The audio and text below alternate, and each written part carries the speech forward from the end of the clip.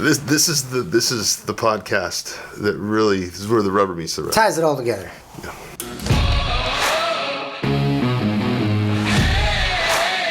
You are listening to EMS with your hosts, Erik Axene and Matt Ball. So we've talked about all through the Thrive acronym for overall health and wellness.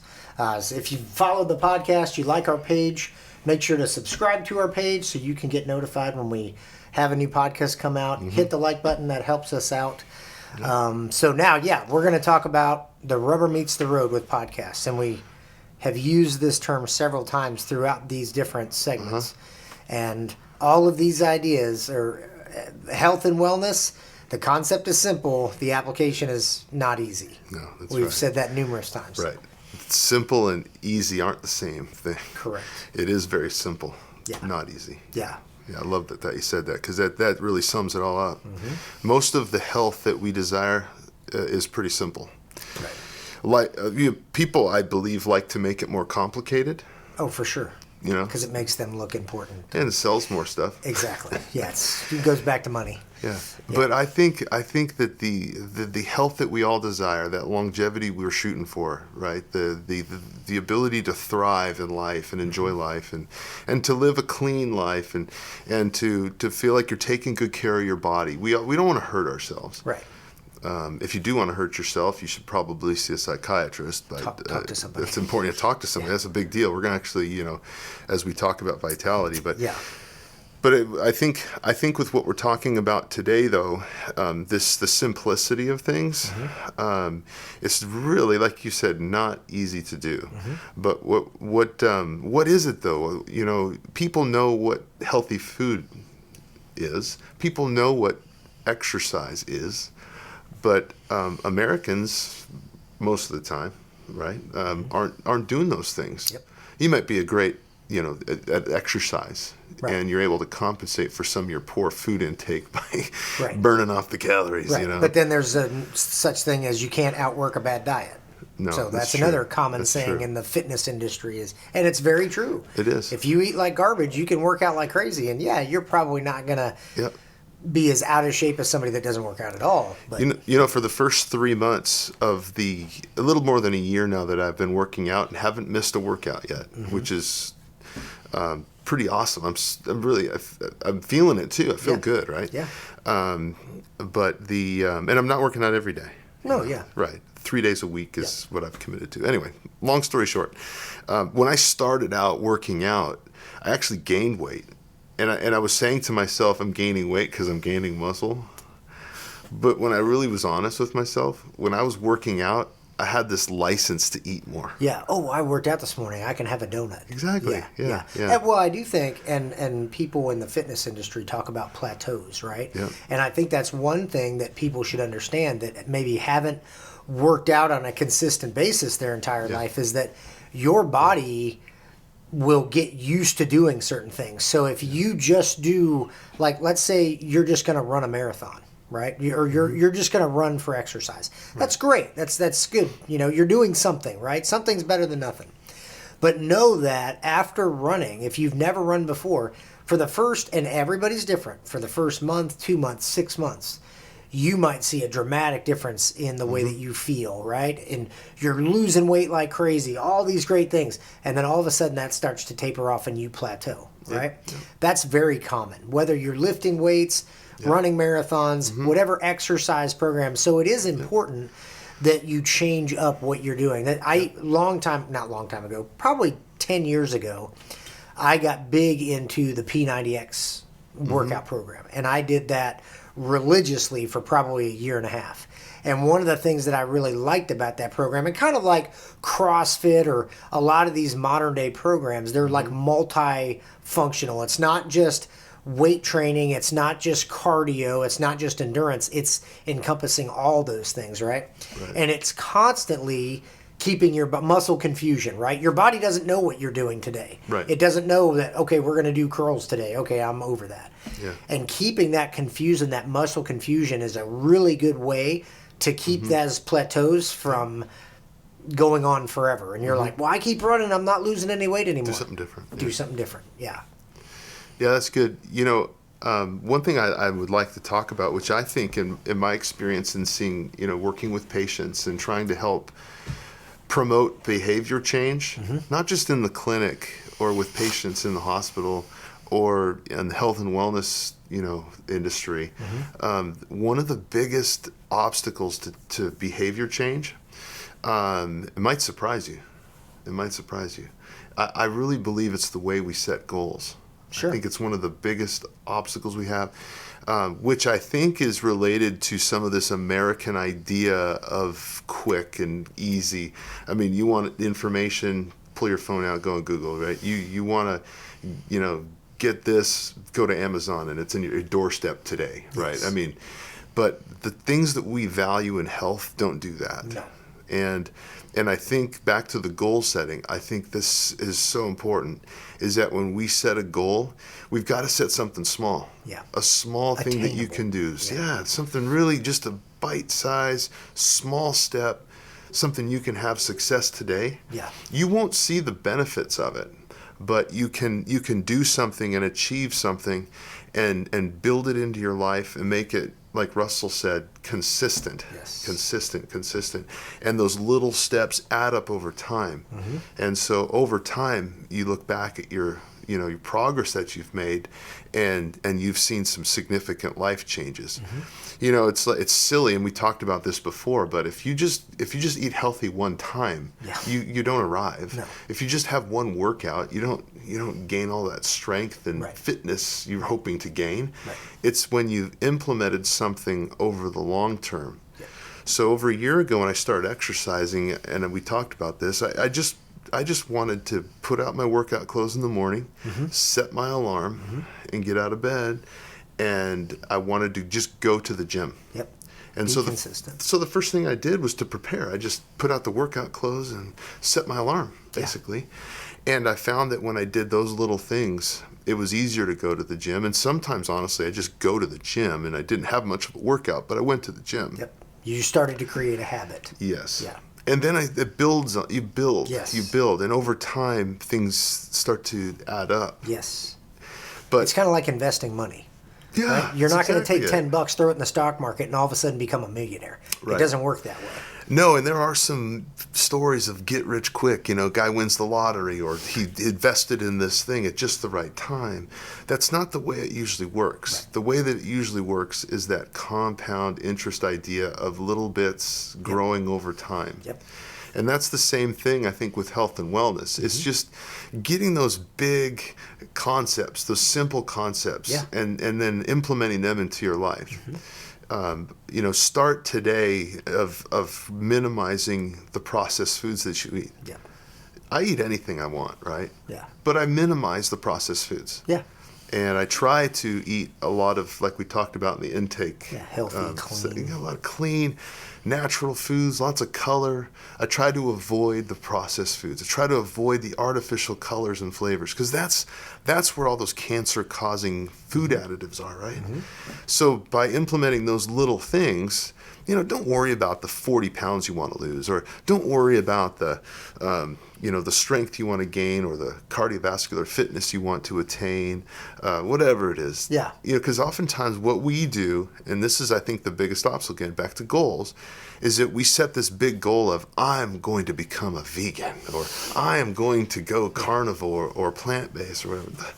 Those aren't realistic, lifelong changes. Now, some people it is, but Yep. But my challenge to people listening, to you and I, to the people that I get to help with their health care, whether I'm the doctor or with health and wellness, whatever it is to choose something that you can do today, something small that you could implement into your life. Yeah. In these 6 pillars that we talked about. Yep. Because all 6 pillars, people are at different places. Absolutely. And the optimum function within each of those pillars is really difficult to attain, and I don't think anybody really can. But we get as close to that Right. that best as Right. we possibly can, right? Right. And so if you pick any of the letters, so like we've been talking about intake food, right? Right. Just try, like you said in the podcast, just try to, when you're shopping for food, shop them toward the walls. Yeah. Cut out sugar. Yeah. Stop drinking sodas. Right. Like maybe don't drink soda every day. You know, say, I'm going to limit myself to one soda a week. Whatever you can do, just make that change now. Yes. Do it. And Just I do think it now. find something that you like too. I've talked to a lot of guys that are fitness guys, and you know, I kind of go back and forth on my fitness journey. I've been lucky. My dad was always kind of a runner, and fitness, we talked about that. And I enjoy working out. It's always kind of been a part of my life. And I go back and forth between doing like a lot of endurance stuff and then some weight training stuff. I was never really a weightlifter. Like you lifted a lot of heavy weight when you were in college and stuff. When I was in high school and stuff, I was a gymnast, wrestler, and it was more like pull-ups and push-ups. Body like weight stuff. Body weight stuff. And I love that kind of stuff, right? Yeah.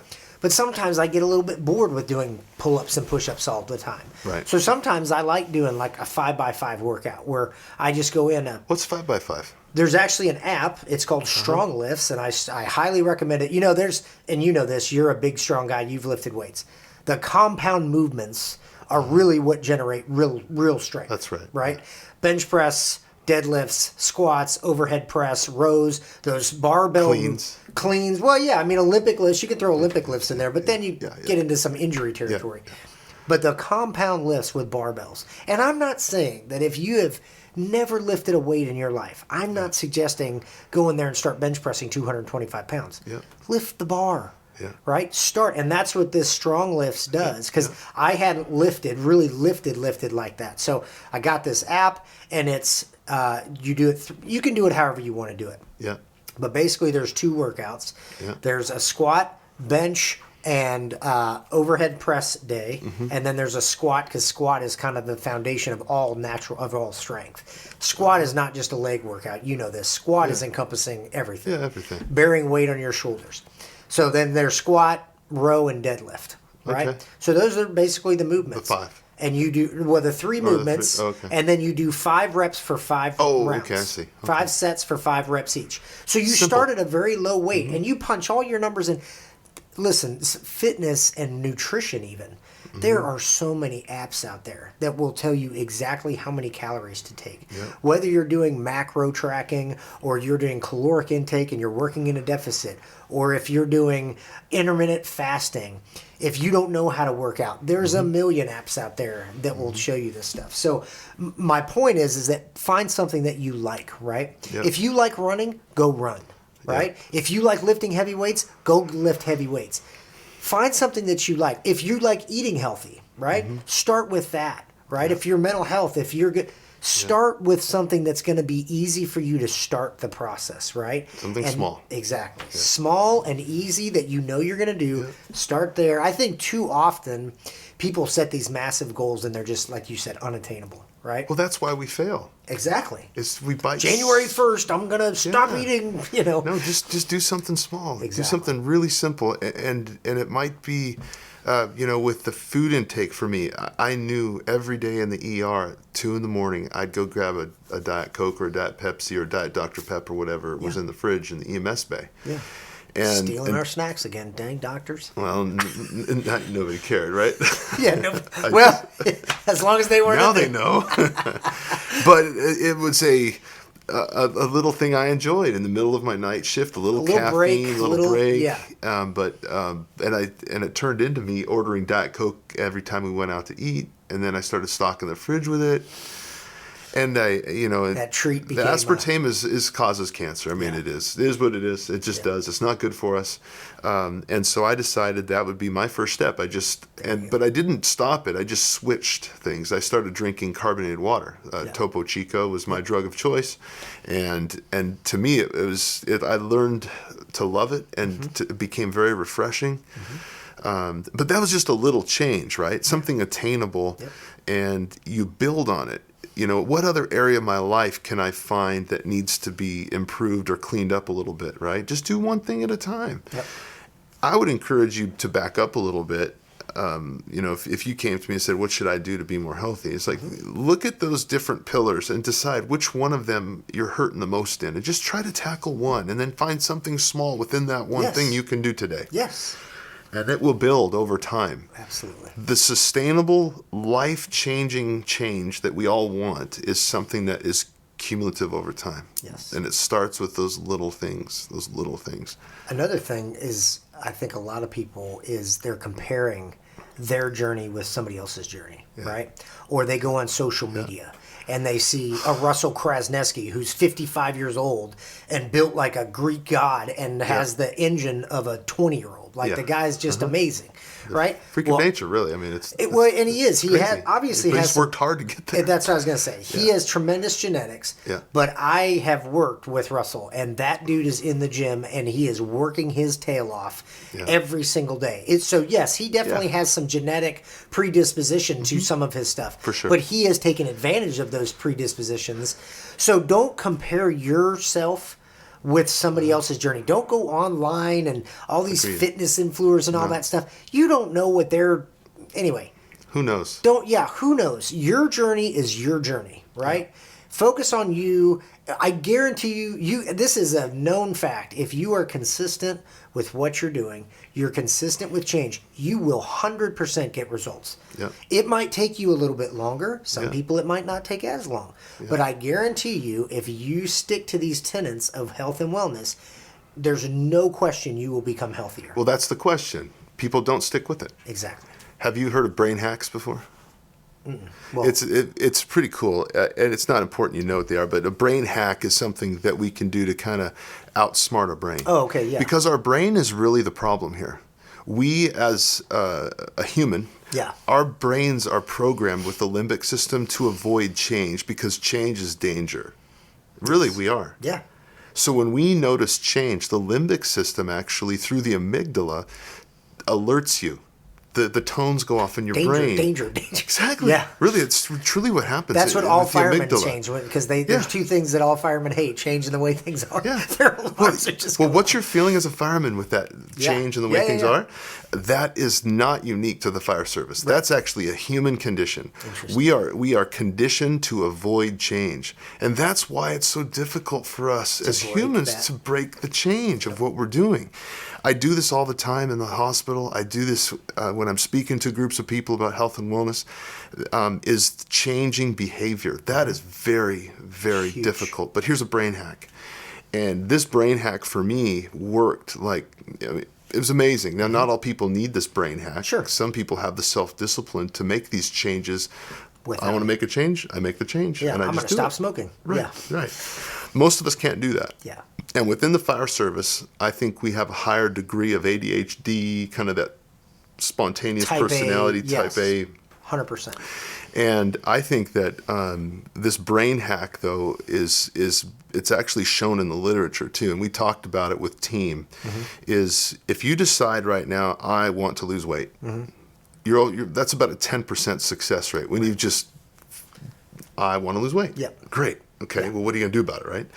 When you set a goal, it goes up to 25%. You actually start to make a plan. It gets up to 50%. We talked about this, remember it? And then what was really cool, and here's the brain hack, is the team aspect of life, is that when you actually hold yourself accountable and hold someone else accountable, and you're checking in on each other on a goal that you've set, 95% of people are successful. Yep. And I'll tell you, for working out, my friend Connor and I, we work out together, and I don't want him to show up alone with me not there, so I go to the gym. Right. That accountability. When I have the weekly weigh-ins with Devin, those weekly weigh-ins, I need to make weight. Yep. Because I know if I don't make weight, he gets punished. Yeah. That's the way we set it up. Yep. And that accountability, that team, has helped me to leverage my brain and forcing me into change. I'll tell you, when I wake up at 4:30 in the morning to go to the gym, I would rather go to sleep. My brain is telling me to sleep, right? But I get up and I go. Yeah. My brain wants that Twinkie. My brain sees the donut on the counter of the doctor's office. I want to have a donut, but I don't have the donut. Right. Why?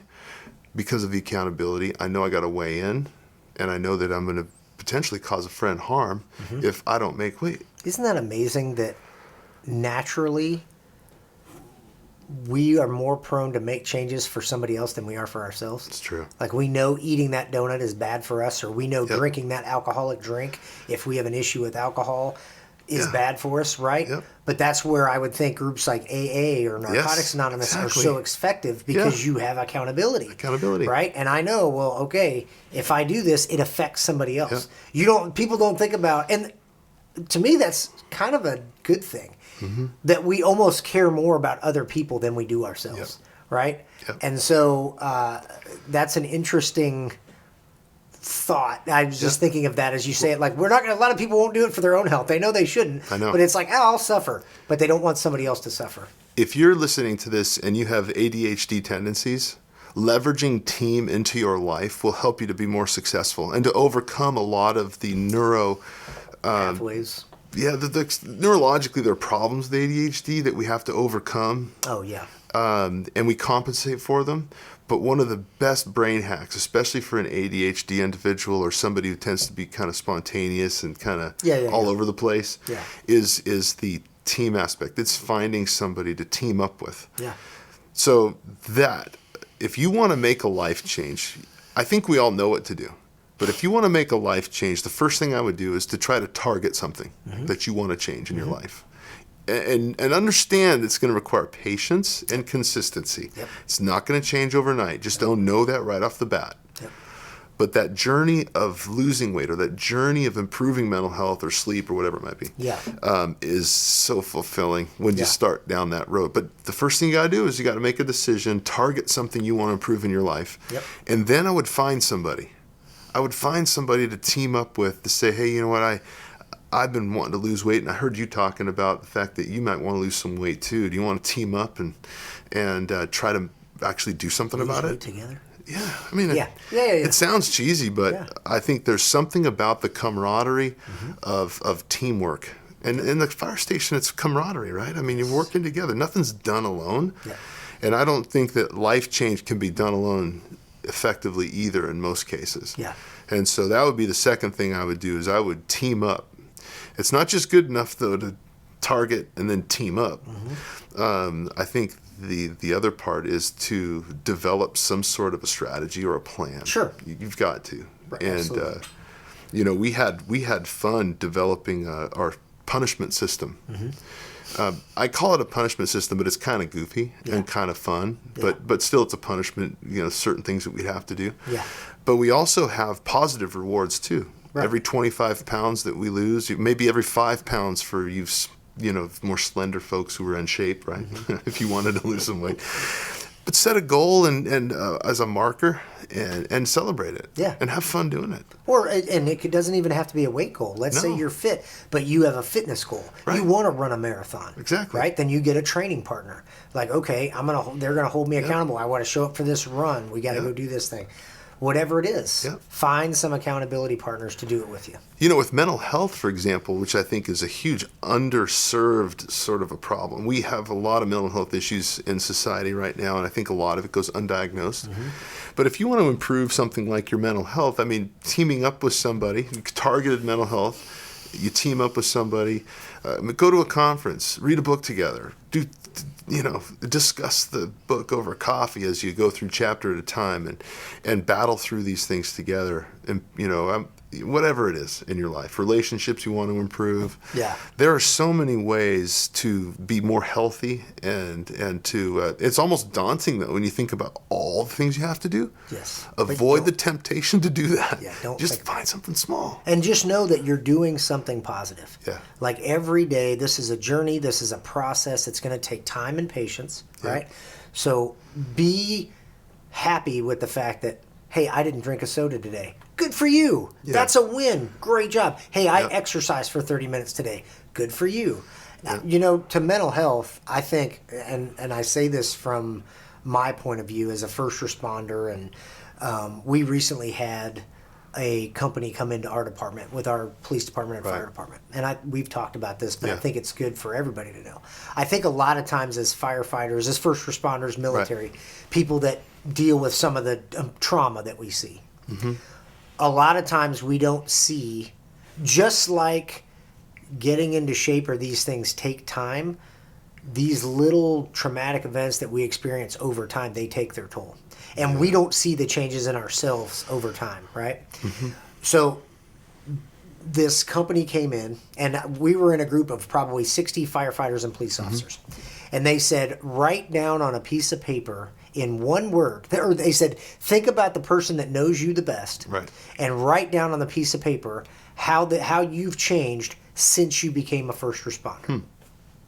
So we all wrote down a word, and then we passed the paper around so it was anonymous. Nobody knew who was saying what, right? Right. And then they went person to person. What does your paper say? What does your paper say? And then they were writing them on the board. And I'll be honest, as they were sitting there writing them on the board, I was thinking to myself, I thought I was the only one that thought that way.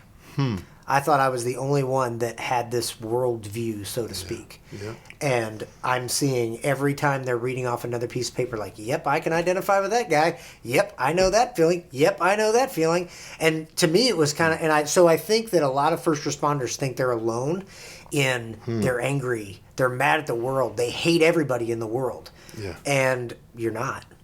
Most first responders, people in the military, I was listening to a podcast the other day, a guy that was a military guy, and he was talking about how he had this issue.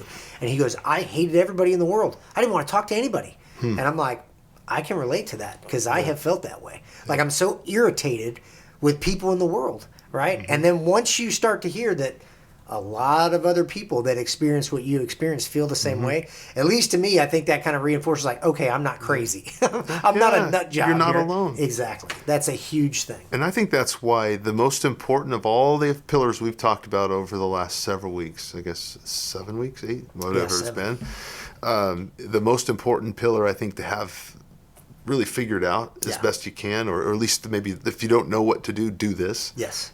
It's not food. Nope. It's not exercise. It's not sleep. All these things are very important. It's this team. It's building that community of people who support you and care about you. That's the most. It's the first one we talked about in our series, and that's, I think, the place I would start, because once you have that support network of people that are connected, that know you, and that you're not isolated.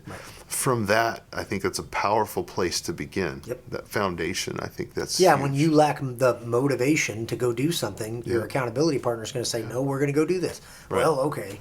Right. You know? So, and a lot of people say this all the time, it's not about motivation, it's about discipline. And that's really true, is that to meet these goals. But and something else we haven't talked about with this, it's really more kind of related to our vitality talk, is the need for us as men and women to be known. We really need that. And you can't be known in isolation. That's true. And being authentic and honest about the way you feel, honest about your struggles, honest about what you want and where you want to be and your goals. That being known and to know others, that transparency is a very powerful tool to behavior change. Some of the most powerful behavior change I've seen in friends who have done all sorts of amazing health improvement journeys and totally transformed their lives. So inspiring. But of all the ones I know, it was not done in isolation. Even the ones that have said, I didn't need a workout partner, or I didn't need an accountability partner to lose weight, there was a community of reasons why. I love doing this with my family, and I couldn't do this. It was a motivation for me to make changes. I was alone, isolated, divorce, all of these life tragedies motivated change, and it was all about community. It was all about the relationships, about being known. And I think if you find yourself so discouraged about, I've tried every diet and I can't do it. Well, build up a team. Build up that accountability. Take a small step. And do it. That's probably the best way to close it out. Is it small steps and just start. Start doing something. And don't be alone. Isolation will kill the changes you want to make. That's right. So that's a good life hack. See you on the next one. See you, bud. Thank you for listening to EMS, the Erik and Matt Show.